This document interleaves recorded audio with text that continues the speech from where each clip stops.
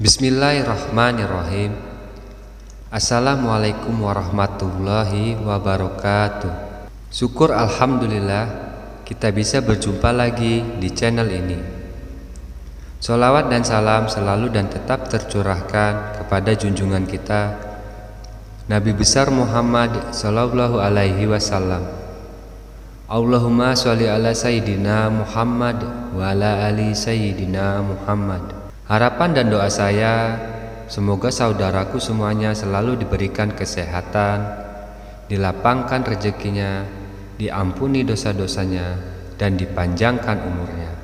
Amin, amin ya robbal alamin.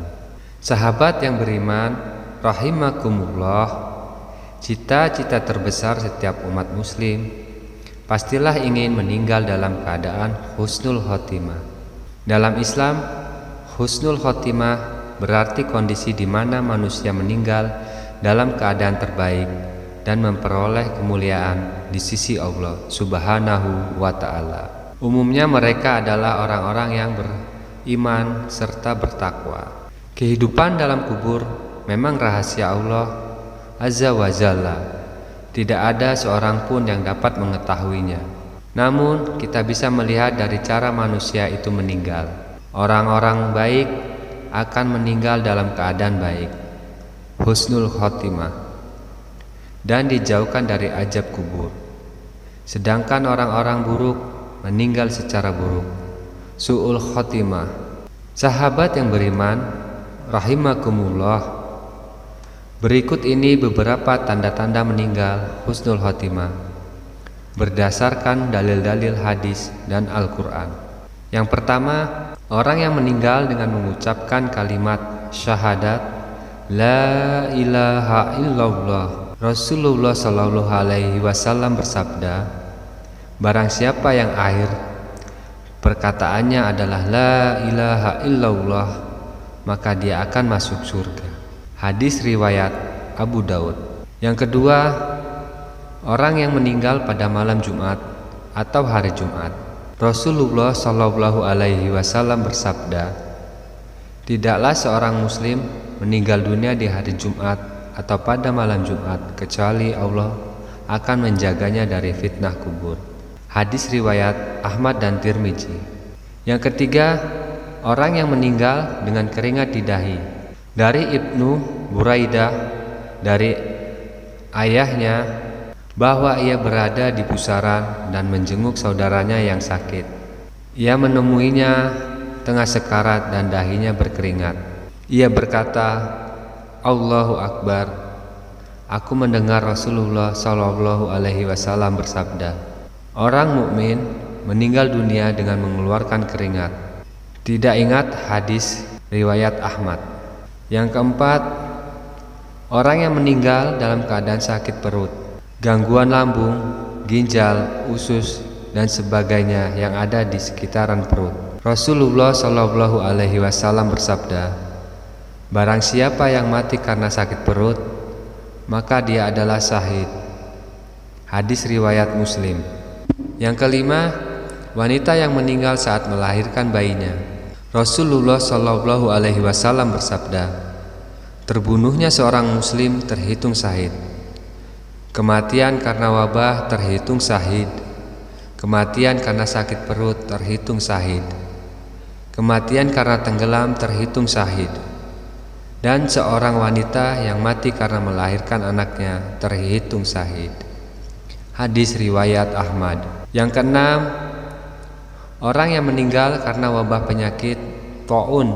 Menurut Ibnu Qayyim Al-Jauziyah dan Imam Nabawi, ta'un adalah sejenis penyakit kulit seperti bisul-bisul, bengkak, dan memar di seluruh anggota tubuh. Rasulullah sallallahu alaihi wasallam bersabda, siapa yang mati karena wabah penyakit ta'un, dia syahid. Hadis riwayat Muslim. Yang ketujuh, orang yang meninggal di medan perang dalam niat membela agama Islam, jihad fisabilillah. Allah Ta'ala berfirman, janganlah kamu mengira bahwa orang-orang yang gugur di jalan Allah itu mati. Bahkan mereka hidup di sisi Tuhan mereka dengan mendapatkan rezeki. Quran Surat Al-Imran. Yang kedelapan, orang yang meninggal karena terbakar api.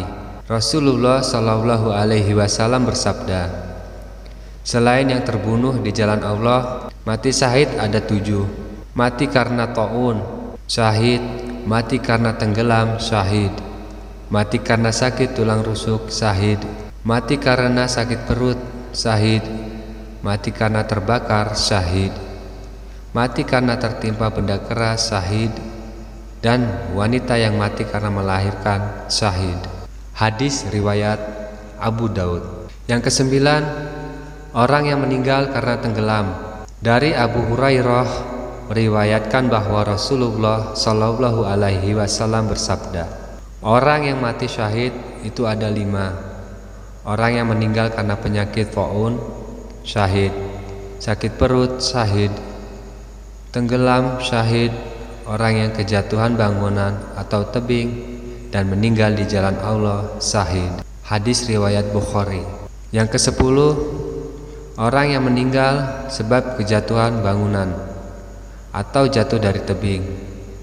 Dari Abu Hurairah meriwayatkan bahwa Rasulullah Shallallahu Alaihi Wasallam bersabda, orang yang mati syahid itu ada 5. Orang yang meninggal karena penyakit taun, syahid. Sakit perut, syahid. Tenggelam, syahid.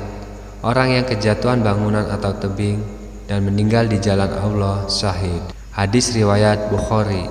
Yang ke-11, orang yang meninggal setelah menjalankan amal soleh.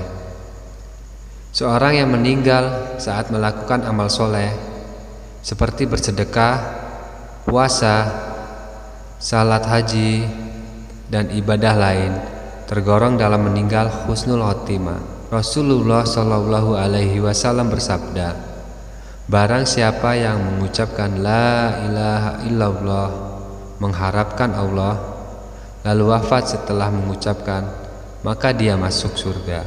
Barang siapa berpuasa 1 hari mengharapkan wajah Allah, lalu wafat ketika mengerjakannya, maka dia masuk surga. Barang siapa yang bersedekah dengan 1 sedekah mengharapkan wajah Allah, lalu wafat ketika mengerjakannya, maka dia masuk surga.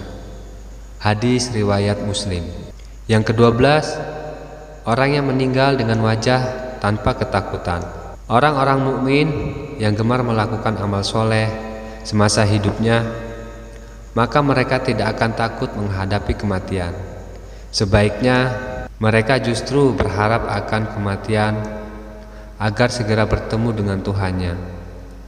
Dari Anas bin Malik radhiyallahu anhu bahwa Nabi Muhammad sallallahu alaihi wasallam bersabda, barang siapa senang bertemu dengan Allah, maka Allah senang bertemu dengannya. Dan barang siapa tidak senang bertemu dengan Allah, maka Allah tidak senang bertemu dengannya. Hadis riwayat Bukhari dan Muslim. Yang ke-13, orang yang meninggal karena mempertahankan hartanya. Harta di sini dapat diartikan sebagai benda seperti uang, emas, rumah, dan sejenisnya, atau juga bisa kehormatan diri.